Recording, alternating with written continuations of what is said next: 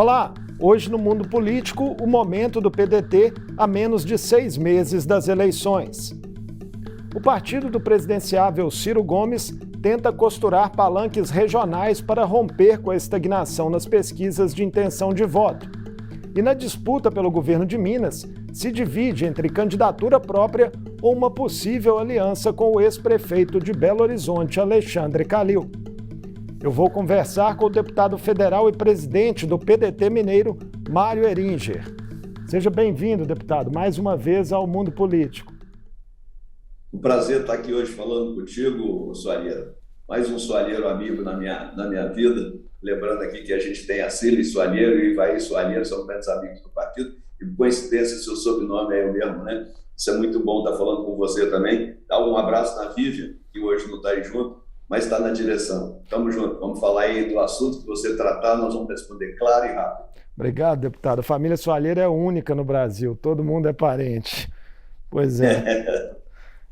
Deputado, apesar do período oficial de campanha ainda não ter começado, né, a disputa já segue a todo vapor com as articulações agora aí dos palanques regionais e das alianças nacionais também.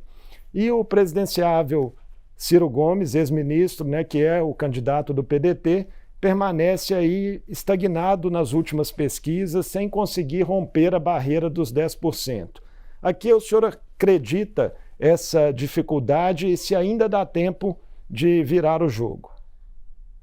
Bem, tempo tem tranquilamente, eu não tenho preocupação com relação a tempo, porque se você pegar a eleição de 2002, por exemplo, nessa ocasião, nesse mesmo período, o Ciro estava em torno de 6%, 7% e chegou a ter 29%. Claro que aconteceram várias coisas que ele acabou perdendo a eleição, o Serra passou na frente e disputou o segundo turno contra o Lula.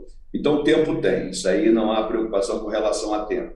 O que fez e manteve o Ciro, e mantém o Ciro há muito tempo nessa posição, primeiro, é uma forte polarização que tende a diluir mais para frente na eleição à medida que as candidaturas forem sendo colocadas definitivas e postas, a primeira coisa. E a segunda coisa é que o Ciro tem tido que vencer uma eleição por mês, né? Para ser terceira via ou a via alternativa do povo brasileiro, já entraram muitos nomes, dentre eles Luciano Huck, o Mandetta, que é um ex-deputado colega nosso aqui, já teve o Rodrigo Pacheco, o Eduardo Leite, o Datena, o Moro. Então, essas pessoas foram colocadas e saíram pelas suas razões próprias. Então, todas essas pessoas ficaram diluindo uma alternativa do nenhum nem outro. Então, isso durante muito tempo. Na hora da onça beber água, a gente vai ver quem vai sobrar. E aí, sim, as opções vão ser colocadas à mesa e nós acreditamos que nós temos um projeto nacional de desenvolvimento que atende ao Brasil, que fala ao coração do brasileiro e, com certeza, vai ser bem aceito por esse país. Outros 4 partidos, deputado, União Brasil, MDB, Cidadania e PSDB, ainda falam em apresentar até meados de maio uma candidatura conjunta dentro do campo da chamada terceira via. E nesta segunda-feira, o ex-ministro Ciro Gomes, que já chamou esse grupo há pouco tempo de viúvas de Bolsonaro, admitiu que poderia voltar a conversar pelo menos com a União Brasil, que tem neste momento o presidente nacional Luciano Bivar, né, como pré-candidato ao Planalto.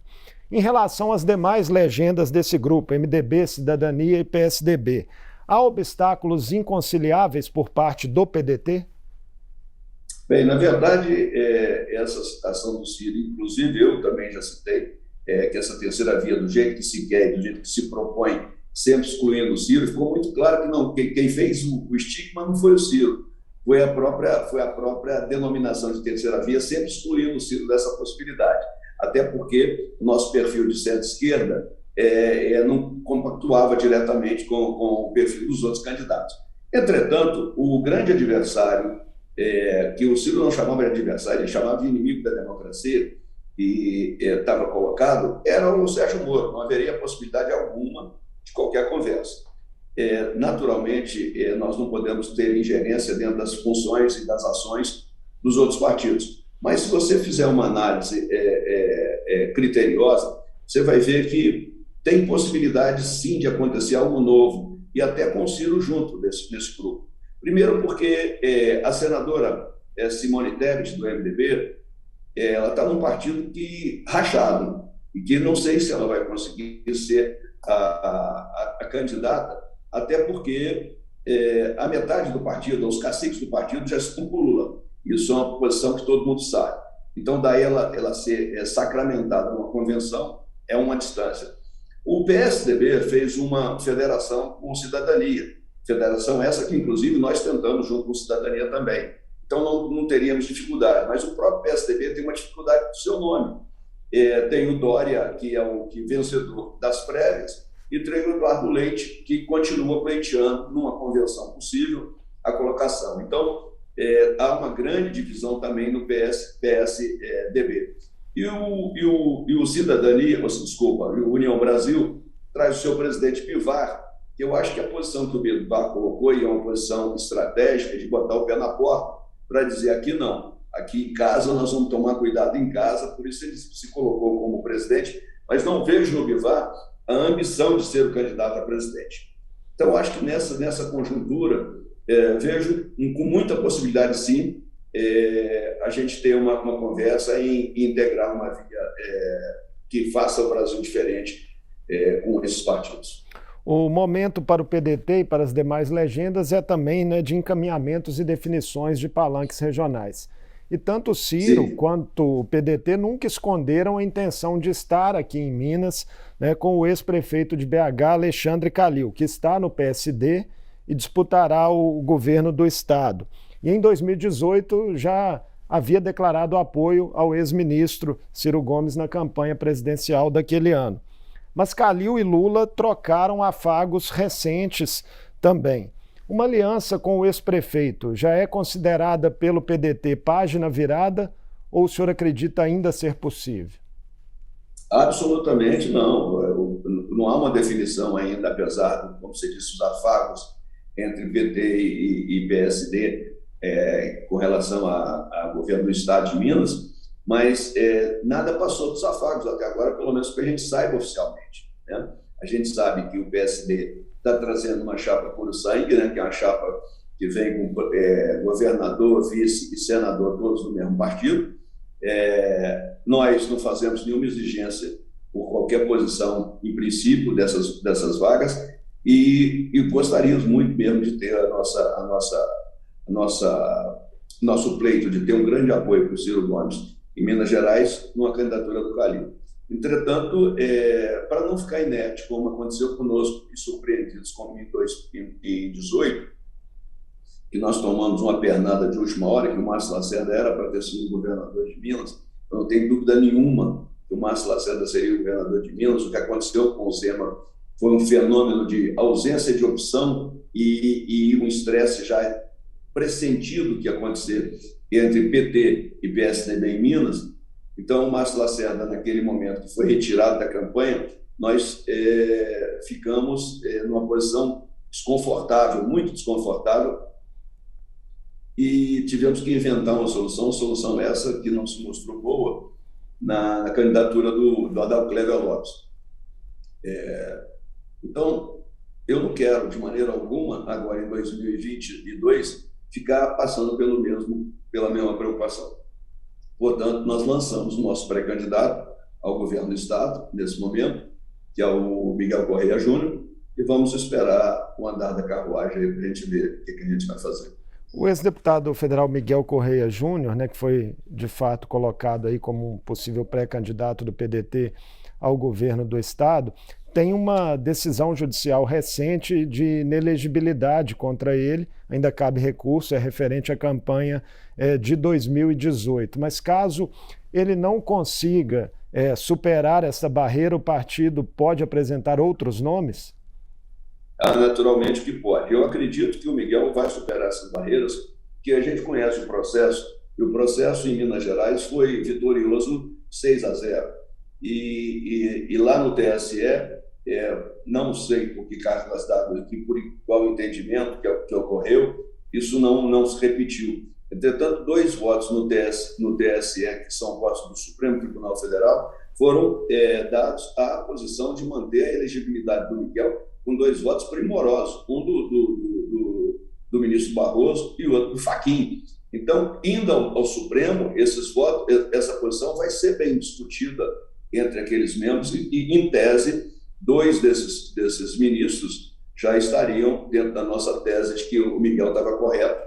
Isso pode acontecer. Nós vamos recorrer e esperar que o Supremo faça. Caso não resolva, naturalmente que nós temos outros nomes, nós não vamos ficar a ver navios, não vamos ficar esperando, vamos fortalecer esses nomes para a gente poder ter exatamente o que a gente pretende ter, um palanque para o Ciro, que seja uma alternativa até se a gente não conseguir uma coligação com outro partido. Para a gente tentar deixar claro, o PDT aceitaria eventualmente dividir o palanque de Calil com o ex-presidente Lula ou isso estaria fora de cogitação? Está fora de cogitação, não há possibilidade da gente estar no mesmo palanque, pelo menos hoje, no momento, e pelas decisões da nossa executiva nacional, essa condição não pode existir. Ciro Gomes esteve reunido recentemente, né, deputado Mário Eringer, com o presidente do Senado, Rodrigo Pacheco, que é outra liderança importante do PSD mineiro e nacional. E especulou-se na imprensa e nos bastidores sobre uma possível sondagem a Pacheco até para compor a chapa de Ciro como vice. O que há de verdade nesses rumores? Bem, tem coisas que a gente fala e coisas que a gente não fala antes da hora, né? Na verdade, não estamos escondendo nada aqui, mas que sonho seria maravilhoso se o Pacheco fosse o vice da chapa do Ciro. Isso estaria dizendo para nós que o PSD, no nível nacional, estaria conosco. Isso não tem dúvida nenhuma que é um belo sonho. E eu espero que aconteça. Nós temos na nossa chapa um grande representante mineiro, uma pessoa que tem hoje uma posição de destaque nacional, e seria muito bom para a gente. Eu acho que essas aproximações sempre ocorrem em função das afetividades, das afinidades, da maneira de se comportar de cada um e da possibilidade de nós estarmos trabalhando dentro de um projeto que vise de verdade, né, uma mudança do Brasil, mudar essa governança política, mudar essa política econômica de maneira que... E não é para atacar ninguém, não. É simplesmente para a gente conseguir melhorar as condições de quem mais precisa. Então, se isso puder acontecer, se um dia acontecer, e tomara que seja nessas eleições, eu vou ficar muito feliz. Terei 2 amigos numa chapa só. Pois é, pelo que o senhor conhece de Rodrigo Pacheco, que foi seu colega na bancada na Câmara Federal, né, antes de se tornar senador, o senhor acredita que ele considera essa possibilidade do ponto de vista pessoal? Bem, aí eu não me atrevo a dizer tanto da possibilidade dele fazer o que ele vai querer. Eu sei que o Pacheco é meu amigo, inclusive ele canta meu jingle, porque a filha dele pequenininha cantava meu jingle na campanha. Então a gente tem uma certa afinidade, a gente gosta de conversar, mas daí a eu saber o que ele vai fazer, se ele está gostando, eu não sei. Mas essa conversa, pelo menos, pareceu-me muito produtiva no dia que ocorreu. Ainda em relação aos palanques regionais para o presidenciável Ciro Gomes, deputado Mário Eringer, como estão as conversas sobre alianças em colégios importantes, outros colégios, né, como a Bahia, que é o maior do Nordeste, Rio de Janeiro e Goiás? Olha, vamos começar. Bahia. Bahia, a nossa relação com a ACM Neto é muito boa. Ele é o candidato ao governo. Nós tivemos na eleição da Prefeitura de Salvador, tivemos uma coligação e nós fizemos, inclusive, com o vice-prefeito de Salvador nosso, com a chapa junto com a CM, eu acredito muito nisso. Goiás, as nossas relações com o Caiado são excelentes, então, e também trabalhamos junto, a nossa bancada e a nossa principal deputada trabalha lá e sempre apoiando o governador, que é a Flávia Moraes. Eu vejo possibilidade, inclusive, de uma chapa junto com os 2 partidos. Então, nesses 2 cenários, aí, eu acho que está muito confortável. No Rio de Janeiro, o Eduardo Paes é sabidamente um declarado eleitor do Ciro Gomes. Entretanto, a conjuntura no Rio é uma conjuntura mais complicada.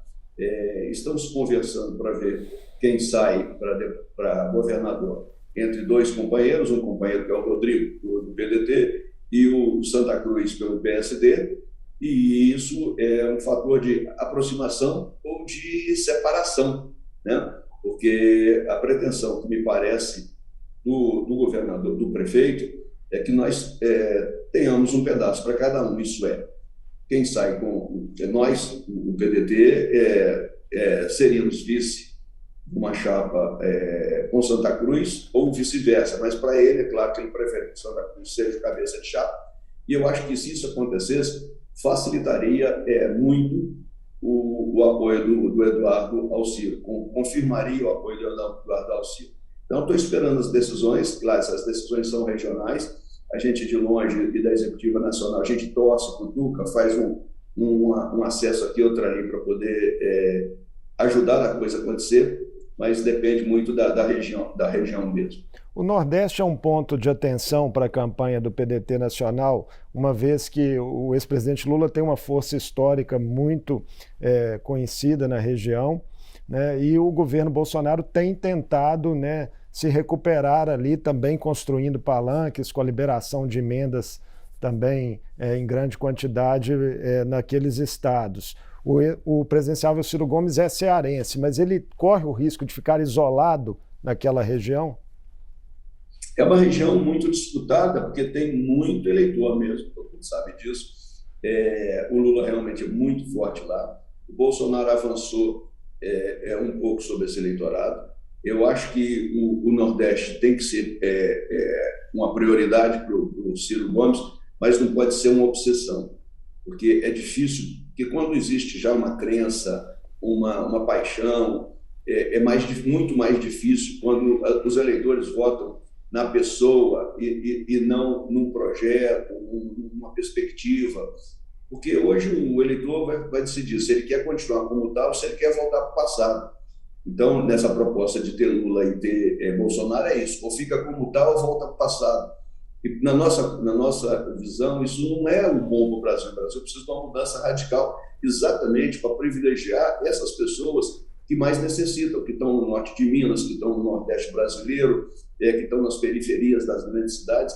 E esses eleitores são os eleitores que nós precisamos de buscá-los, mas não pode ser por obsessão, porque muitos deles votam pela paixão, por um agradecimento passado e às vezes esquecem que o futuro é agora, né? O futuro é hoje, não existe nada além do hoje. Então a gente precisava de definir hoje e não esperar e prospectar. Eu desde criança ouço dizer que o Brasil é o país do futuro. Ora, Beto, eu já vivi 67 anos, eu não vejo esse futuro chegar, porque o futuro nunca chega. O futuro é sempre o hoje. Então, é melhor fazer agora. Deputado Mário Erigem, vamos falar também um pouco sobre as disputas proporcionais. Após a janela partidária, o PDT ficou com apenas 18 deputados federais, havia eleito 28 em 2018. E tem atualmente 3 cadeiras na Assembleia de Minas. Quais as metas do partido para o pleito desse ano aqui em Minas Gerais, tanto para a bancada federal quanto bancada estadual? A ideia é ter chapas completas? Naturalmente, a gente vai ter que usar todos os passos que nós temos, que o final das coligações proporcionais determinou que cada partido tem que ter a sua chapa. E quem tem a chapa e espaço na chapa para colocar candidato e deixar vazio, perde alguns votos. Então, nós vamos sair com chapa completíssima, assim, de fia a pavio. Vamos sair com 78, né, deputados, candidatos a deputado estadual, 54 deputados candidatos a deputado federal, e pretendemos fazer a diferença. Nós, na verdade, não caímos para 18, caímos para 19, foi uma grande perda. O PDT perdeu muita gente boa, exatamente porque não conseguia, né, nos estados onde as pessoas saíram, fazer uma chapa que pudesse ter a perspectiva de eleger. Alguns deputados saíram pela sua própria sobrevivência política e porque não conseguiram, durante esse período, construir uma chapa que pudesse ter viabilidade. Nós, felizmente, temos uma chapa que não é para dizer vai ser a chapa para arrebentar a boca do balão, não, nada disso. Nós vamos ter uma chapa que eu acho que vai fazer, dessa vez de novo, porque o PDT já chegou a fazer para estadual O PDT já chegou a fazer 8 deputados estaduais. Depois caímos para 5, ficamos 5 muito tempo. E na última eleição, com aquela onda de grandes votações em deputados estaduais em Minas, isso chupou os votos da periferia, além dos votos bolsonaristas, que apareceram com muita intensidade, e com isso nós elegemos somente 2. Hoje temos 3, porque o Cota veio para o partido, então temos 3.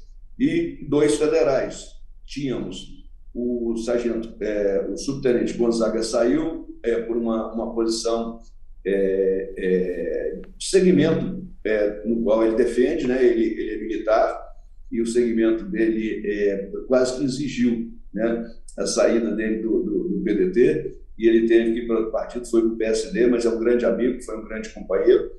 E aí nós temos uma chapa hoje, que para estadual, acho que a gente deve fazer o 5, que a gente fazia tradicionalmente, a gente está com a chapa boa, e para federal, eu espero que, com a Duda Salabert sendo a principal candidata e puxadora de voto da nossa chapa, eu acho que a gente deve fazer 3 ou até 4 deputados federais. O senhor partirá para a tentativa de reeleição? Em princípio, sim, mas eu, como sou soldado desse time, assim também como a Duda se ofereceu, tá? Deixar isso muito claro também, porque a gente não está aqui em causa própria. Se precisar de substituir o Miguel, por exemplo, na candidatura ao governo do Estado, a Duda está aberta, eu estou aberto. Se precisar de sair na candidatura ao Senado, nós 2 estamos abertos. A nossa disputa política é para fazer Minas Gerais crescer. E, se for necessário, nós vamos fazer. Mas, em princípio, sou sim candidato a deputado federal. A conjuntura eleitoral, deputado Mário Heringer, sempre mexe com a rotina de trabalho e com o jogo político do Congresso Nacional. A liberação de emendas do chamado orçamento secreto e o conjunto das recentes trocas partidárias tem influenciado, na sua visão, em que medida na recuperação do presidente Jair Bolsonaro nas pesquisas de intenção de voto? As trocas partidárias não deu tempo ainda de fazer nenhum efeito, porque as tomadas de pesquisa não refletem essa mudança, até porque essa mudança, se acontecer, vai acontecer na eleição, a partir do trabalho que o deputado passar a fazer em defesa daquele presidente, o presidente da vez, no caso, o presidente Jair Bolsonaro. Então, isso não tem peso. As emendas do relator são emendas que, é claro, que se elas forem todas colocadas, indicadas por membros do Centrão, da base de apoio do Bolsonaro, elas tenderão a fazer um peso suficientemente forte para que essas regiões tendam a melhorar o desempenho do Bolsonaro. Não sei se ainda já registra isso, mas parece que sim. Mas eu acho que o que está mudando esse perfil é o Lula falando e o Bolsonaro ficando quieto, porque o Lula falando um monte de coisa que não devia falar, o Bolsonaro quieto evitando de falar um monte de coisa que não devia falar. E o antipetismo voltando a toda a força, o que a gente percebe. Então, eu acho que essa mudança é por isso. Agora, quanto às emendas de relator, elas são emendas que não são exclusivas das bancadas de governo, porque eu, como sou oposição e estou na Câmara já há 5 mandatos, em torno de 20 anos, eu não entendo aquela emenda como... Eu não fiz a emenda, mas se ela existe, eu quero a minha parte, eu quero o que me cabe como deputado, e é isso que eu estou exigindo, estou buscando e estou conseguindo, porque as emendas não estão lá para serem emendas do governo, são emendas dos deputados federais. É claro que a experiência e o tempo faz com que a gente tenha essa convicção. Não estou trocando voto com ninguém, não estou trocando mesmo, não tenho compromisso nenhum com o governo, mas eu acho que todos os deputados de oposição deveriam se impor e tentar conseguir a sua parte das emendas para atender as suas regiões, as suas bancadas. A maioria das discussões e votações de projetos em um ano eleitoral, né, deputado Mário Heringer, tendem a acontecer principalmente até o fim do primeiro semestre. Que matérias importantes ainda podem passar pelo Congresso Nacional em 2022? Olha, eu tô acompanhando de perto algumas matérias. Uma matéria que está muito o foco é a matéria da salário de carreira dos enfermeiros. Essa matéria é uma matéria que eu acho que ela tende a ser votada ainda. É uma matéria que gera muita discussão, muita briga. Eu acho que precisa ser aprovada, mas tem que ser muito bem equilibrada para não gerar desconforto financeiro, principalmente nas instituições filantrópicas, do próprio governo, que é um contingente muito grande de pessoas, e qualquer mudança intempestiva feita de maneira inadequada pode levar a um desconforto da saúde como um todo para nós, mas precisa ser feita, e eu vou votar a favor. Outra matéria que está em discussão agora, entra na pauta que o presidente falou essa semana, a questão do refis para pequena e microempresa, que teve uma parte vetada pelo Bolsonaro, e que a gente tem que voltar e derrubar aqueles vetos que ele fez. Isso é uma matéria importante, que eu acho que a gente vai ter que participar. No mais, serão matérias, eu imagino, setorizadas e localizadas, que demandarão, claro, disputa, mas eu acho que não serão propostas de grande transformação, não. Deputado Mário Heringer, foi um prazer recebê-lo mais uma vez no Mundo Político. Obrigado por ter aceito nosso convite aí para falar do PDT e também das disputas políticas no Congresso. Muito obrigado, o prazer foi meu. Pode contar comigo sempre que quiserem, estou aqui à disposição. Marcão, um abraço. Um abraço, até a próxima. Eu conversei com o deputado federal e presidente do PDT em Minas, Mário Heringer. Falamos sobre as articulações da legenda para as eleições de outubro, nas quais terá o ex-ministro Ciro Gomes como candidato à presidência da República. Também de como o partido pode se posicionar na disputa pelo governo de Minas. E ainda das perspectivas de votações no Congresso antes das campanhas começarem. O Mundo Político fica por aqui. Obrigado por nos acompanhar e até a próxima.